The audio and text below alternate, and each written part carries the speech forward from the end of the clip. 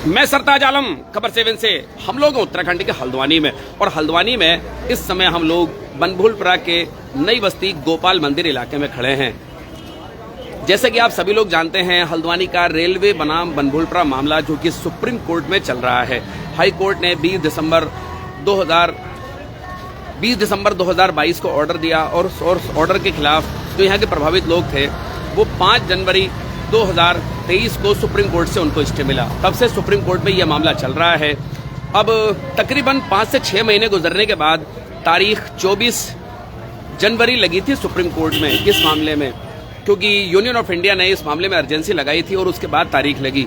अब तारीख को लेकर जैसे कि हमने कल भी आपको लाइव दिखाया था और लाइव आपको बताया था कि तारीख को लेकर तारीख तो है, लेकिन सुनवाई को लेकर संशय है कि सुनवाई हो या सुनवाई ना हो। तो मैं आपको बता दूं कि आज तारीख तो थी लेकिन सुनवाई नहीं हो पाई और सुप्रीम कोर्ट ने अपनी साइट पे ही अब से 1-2 दिन पहले ही इस बात को दर्ज कर दिया था कि जो चीफ जस्टिस ऑफ इंडिया की अध्यक्षता में अलीगढ़ मुस्लिम यूनिवर्सिटी का एक मामला था, उसमें कॉन्स्टिट्यूशनल बेंच में जो 5 जजों की बेंच थी उसमें वो जज भी थे जस्टिस सूर्यकांत साहब, जो कि इस पूरे मामले को अब देखेंगे। उसके अलावा दूसरे जज भी हैं, यानी कि डबल बेंच इस पूरे मामले को देखेगी, क्योंकि अर्जेंसी मूव करने के बाद जो डबल बेंच है वो दोबारा डिसाइड हुई है। तो सुनवाई आज नहीं हो पाई सिर्फ इसी कारण, और उसको साइट पर आ गया था और साइट पर आने के बाद जितने भी याचिका, लगभग 10 याचिका करता है इस पूरे मामले में, और लगभग उन सभी को जानकारी इस बात की हो गई थी कि सुनवाई पर संशय है और लगभग सभी लोगों को इस बात का अंदाजा भी हो गया था कि सुनवाई शायद ना हो, और वही हुआ। तो आज सुनवाई नहीं हो पाई। और मैं इस वाले मामले में आपको बता दूं, सुनवाई के साथ साथ हल्द्वानी के विधायक सुमित हृदेश इस मामले को लेकर सुप्रीम कोर्ट गए हैं। उसके अलावा 9 याचिकाकर्ता और भी हैं। अब्दुल मलिक भूपेंद्र आर्य नाम से उनकी याचिका है। उसके अलावा शुएब अहमद पैरवी कर रहे हैं जमीयत उलेमा हिंद की याचिका जो कि इमरान नाम से है। शमीम मानो है, इक्तदारुल्लाह है, कई याचिका इस तरह से हैं जो कि सुप्रीम कोर्ट में लोग खड़े हैं पूरी मुस्तैदी के साथ। उधर रेलवे है, रेलवे इस जमीन पर अपना दावा करता है और रेलवे ने अपना दावा करते हुए ही जनित याचिका में जो नक्शे हाईकोर्ट में लगाए थे उसके हिसाब से ऑर्डर रेलवे के हक में हुआ था, लेकिन यहाँ पर लोगों के अपने दावे रहे। इस पूरे मामले पर बात करने के लिए मेरे साथ यहाँ पर मेरे सहयोगी हैं तस्लीम अंसारी।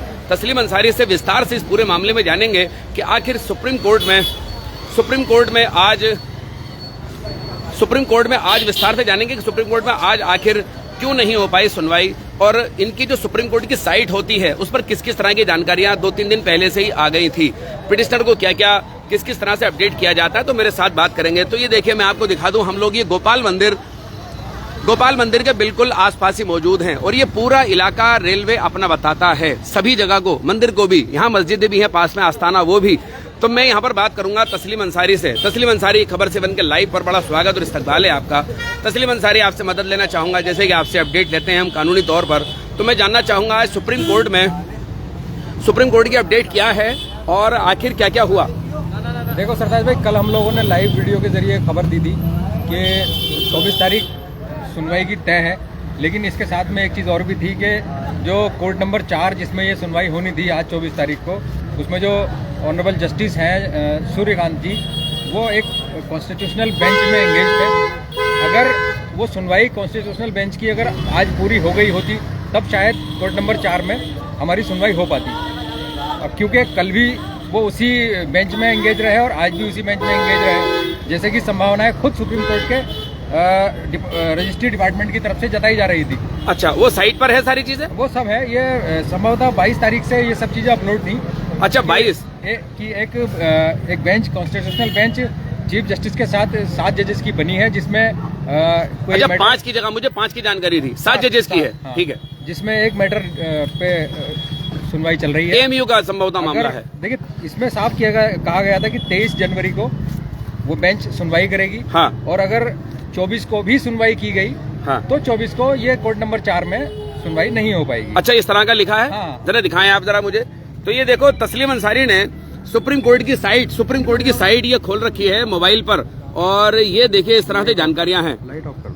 तो ये देखिए इस तरह से जानकारियां हैं। तो ये तस्लीम अंसारी जरा मुझे पढ़कर बताएंगे आप। ये यहाँ पर साफ लिखा है, the constitution bench presided over by honourable the chief justice in chief justice court on 23/1/2024 Tuesday is likely to be continued on 24, मतलब इन्होंने साफ लिखा था कि 23 को सुनवाई हुई है और 24 को भी कंटिन्यू रह सकती है, मतलब वो कॉन्स्टिट्यूशनल बेंच वाली। हाँ, तो यानी कि ये चीजें क्या और तस्लीम अंसारी मुझे यही पर बताएं, क्या तस्लीम अंसारी इस तरह की चीजें जब होती हैं तो एडवोकेट्स को तो पता ही लग जाता होगा? देखिए ये तो पब्लिश किया हुआ है बिल्कुल, कॉल लिस्ट के साथ सबसे ऊपर यही लिखा हुआ है। हाँ, मतलब एडवोकेट्स को ही पता लगता है, पिटिशनर को भी पता लगता है। यहाँ बैठ के हमें पता चल रहा है तो फिर एडवोकेट्स, आजकल तो डिजिटल इंडिया है मोदी जी वाला, अपने मोबाइल में सुप्रीम कोर्ट की साइट खोलिए, सब दिख जाता है। ठीक है, उसके अलावा क्या है तस्लीम अंसारी? तो ये देखो एक चीज और देखते हैं हम सुप्रीम कोर्ट की साइट पर जी। उसके बाद लिखा है if the constitutional bench does not sit for any reason, अगर कॉन्स्टिट्यूशन बेंच किसी रीजन से नहीं बैठती है, the matter listed before the constitution bench in chief justice court are over, या वो मैटर जो चीफ जस्टिस की कोर्ट में कॉन्स्टिट्यूशनल बेंच के आगे लगा है, हाँ, वो ओवर हो गया, तब following matters will be taken up by this bench, तब ये जो कॉज लिस्ट है पूरी की पूरी, तब कोर्ट नंबर 4 के आगे सुनवाई होनी अच्छा, थी। कोर्ट नंबर 4 में ये जो मामला था उसका नंबर कितना था तस्लीम? कोर्ट नंबर 4 में जो पहला केस था उसका नंबर था 101। अच्छा, पहला मामला, हाँ, जो भी कोई अदर मामला होगा। हाँ, पहला मामला 101 नंबर पे था और सबसे लास्ट में हमारा मामला था वो था 115। अच्छा, 115। इसका मतलब तो यानी इस कोर्ट में 15 मामले थे। हाँ, इस बेंच में कोर्ट नंबर 4 में कुल 15 मामले लगे थे और सबसे लास्ट वाला हमारा था। अब तस्लीम अंसारी मुझे ये बताएं, क्या इसमें कोई इस तरह की जानकारी है कि नहीं, अब जो नई डेट मिलेगी, क्या इसमें जानकारी अभी तक मिली है? ना अभी तक देखिए, अभी यही हैंड टू हैंड खोल के हम चेक कर लेते हैं। हाँ, जरा बताइए। अभी चेक कर लेते हैं, हमारा 15 नंबर को हम देख लेते हैं। हाँ,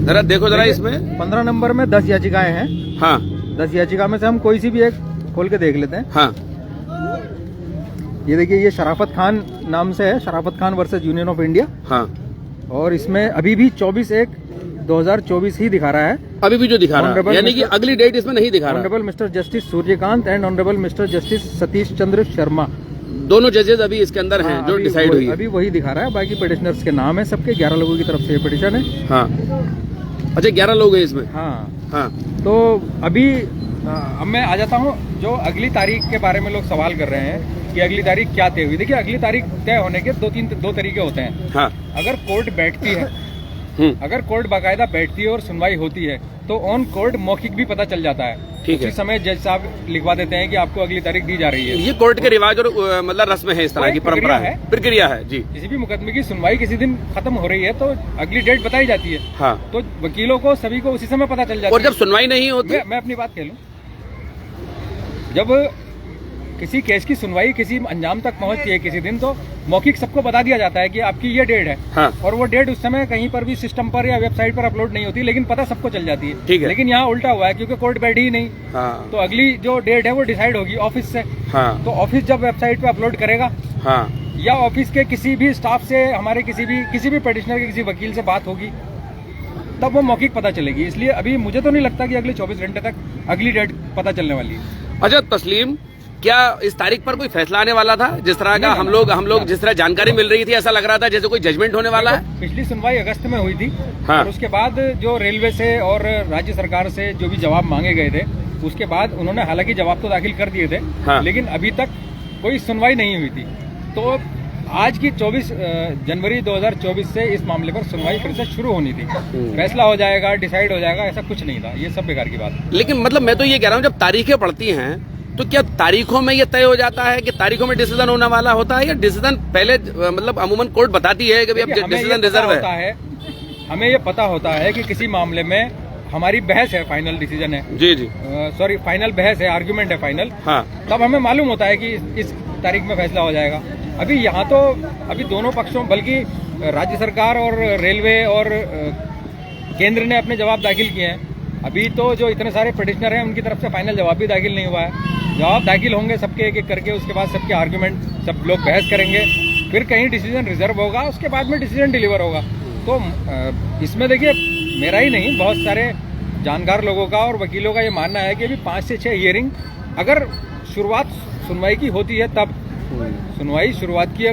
शुरुआत अगर होती है सुनवाई की, तब कम से कम 5-6 हियरिंग होनी चाहिए, कम से कम, ऐसा लगता है। इतनी हियरिंग होगी। हाँ। और हियरिंग पर उसके बाद फिर इसमें जिरे भी होनी है, मैंने किसी मामले इसमें बहस भी होनी है। अगर मैंने किसी मुकदमे में मान लो फाइनल आर्गुमेंट अपना जमा कर दिया है, हाँ, अपनी बात फाइनल कह दी है, हाँ, तब मैं मान के चलूंगा कि हाँ जी, मेरे मुकदमे में अब फैसला होने वाला है। लेकिन वो मैं ये कह रहा हूँ, वो मान लो कोई एक किसी ने अपने मकान के लिए याचिका लगा रखी है, वो फाइनल हियरिंग मान लो उसकी हो जाती है 1%, तो फैसला भी उसी का तो होगा ना कि सबका, और होगा भी तो एक ही दिन सुनाया जाएगा क्योंकि क्लब है याचिका।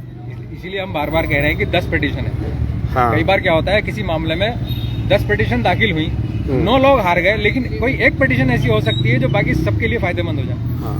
लेकिन चलिए वो तो एक अलग मामला है। कुल मिलाकर आज तारीख थी लेकिन सुनवाई नहीं हो पाई और अगली डेट इसके अंदर नहीं है। बिल्कुल, अभी अगली डेट मुझे लगता है कम से कम 24 घंटे लग जाएंगे पता चलने में। क्योंकि सुप्रीम कोर्ट की साइट में जब आती है तो तब पता लगती है। चलिए, अभी अगर होती तो अपलोड हो गई तो अभी दिख जाती। चलिए, बहुत बहुत शुक्रिया मेरे साथ बात करने के लिए तस्लीम अंसारी। तो ये देखिए, हम लोग यहाँ पर अपडेट आपको दे रहे थे कि आज सुप्रीम कोर्ट में तारीख तो थी लेकिन सुनवाई नहीं हो पाई क्योंकि जो ऑनरेबल सीनियर जजेस थे वो कॉन्स्टिट्यूशनल बेंच के मामले में इन्वॉल्व थे, इस वजह से सुनवाई नहीं हो पाई। तो ये अपडेट आपको देनी जरूरी थी क्योंकि देखिए हजारों लोगों के घरों का मामला है, लोगों को फिक्र भी लगती है हर तारीख पर कि क्या हुआ क्या नहीं हुआ। इसीलिए ज्यादातर लोग तारीख को अटेंड करने के लिए, पिटिशनर की बात कर रहा हूँ, एडवोकेट्स तो खैर सुप्रीम कोर्ट में मुस्तैद थे और इसीलिए ज्यादातर पिटिशनर्स जो है इसी संशय के कारण नहीं जा सके। तो मैं आपको यहाँ पर बता रहा था कि हल्द्वानी के विधायक सुमित हृदयेश की ओर से भी शराफत खान नाम से जो याचिका लगी है उसमें पैरवी की जा रही है। शुरू से इस पूरे मामले में खैर लगे हैं। अब्दुल मलिक भूपेंद्र आर्य के नाम से एक याचिका है, उसमें पैरवी कर रहे हैं सुप्रीम कोर्ट में। और दूसरा शुएब अहमद हैं जो कि जमीयत उलेमा हिंद की ओर से जो इमरान नाम से याचिका है उसमें पैरवी कर रहे हैं। उसके अलावा 7 लोग और भी हैं, यानी कि कुल मिलाकर 10 याचिकाएं हैं जो कि यहाँ पर चल रही हैं। उसके अलावा अब रेलवे के दावे पर आ जाइए। रेलवे भी अपना दावा इस पूरी लैंड पर बताता है और यूनियन ऑफ इंडिया ने अभी अर्जेंसी पिछले दिनों लगाई है कि इस मामले को सुना जाए। बाकी अब देखते हैं कोर्ट के अंदर, अब अगली डेट जो भी आएगी वो आपको बताया जाएगा। लेकिन यहाँ रहने वाले लोगों का दावा अलग अलग है। यहाँ पर आपको मैं बता दूं, यहाँ पर सरकारी संपत्तियां भी हैं, 2 इंटर कॉलेज हैं, 2 प्राइमरी विद्यालय यहाँ पर हैं।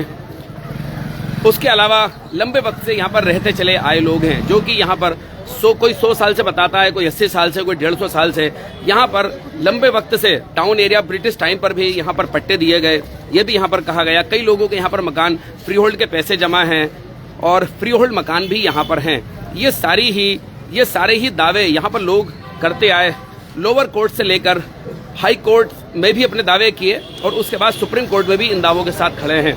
बाकी बहुत सारे मामले जिला अदालतों में अभी भी चल रहे हैं। मैं आपको बता दूं, सुप्रीम कोर्ट ने अभी इस बात पर रोक नहीं लगाई है कि जिला अदालतों में मामले ना सुने जाएं। जिला अदालतों में भी कई 100 मामले चल रहे हैं। सही जानकारी, सही नंबर हमारे पास नहीं है। उसके अलावा रेलवे अदालत में भी कुछ मामले अभी चल रहे हैं और हाई कोर्ट में भी कई जनहित याचिकाएं अभी भी चल रही हैं। मैं आपको जानकारी दे रहा हूं, हाई कोर्ट में भी अभी भी कई जनहित याचिकाएं बनमुलपुरा के इलाके की कुछ समितियों की ओर से चल रही हैं और कुछ इंडिविजुअल भी चल रही हैं। और सुप्रीम कोर्ट में 10 याचिकाएं हैं जो कि कल चल रही हैं और मुस्तैद हैं। तो इसीलिए हर तारीख पर लोगों को फिक्र तो होती है लेकिन घबराने की जरूरत नहीं है। बहुत सारे लोग मैसेज पास करते हैं और उसके बाद लोगों में घबराहट आ जाती है, तो घबराने की जरूरत नहीं है। कानूनी मामला है, लोग कानूनी नजर से ही इस पूरे मामले को देखें। और रेलवे हो या यहाँ के लोग हों, मुस्तैदी से कोर्ट के अंदर अपनी बात को कह रहे हैं और जो भी कोर्ट में होगा वो तो बाद में तय होगा। लेकिन लोगों में जो घबराहट हो जाती है, हम अमूमन जब भी हम कभी ये खबर बताते हैं तो यही बताते हैं कि देखिए, सही सूचनाओं की जानकारी लेना भी जो दर्शक है उसकी एक जिम्मेदारी हो जाती है, उस तक सही सूचना पहुंचे।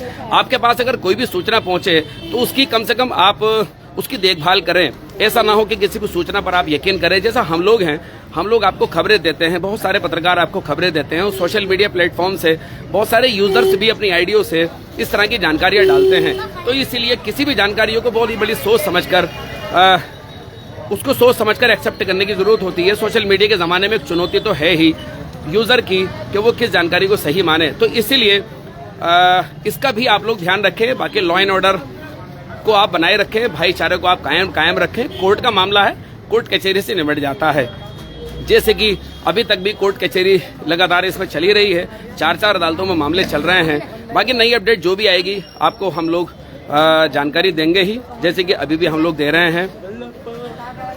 तो साथियों, आपको हमारी ये लाइव कवरेज कैसी लगी बताना ना भूलें और इसमें लाइक, शेयर और कमेंट जरूर करें। साथियों, मैं चलता हूं, मैं आपका दोस्त, आपका भाई, मैं सरताज आलम, खबर 7 हल्द्वानी।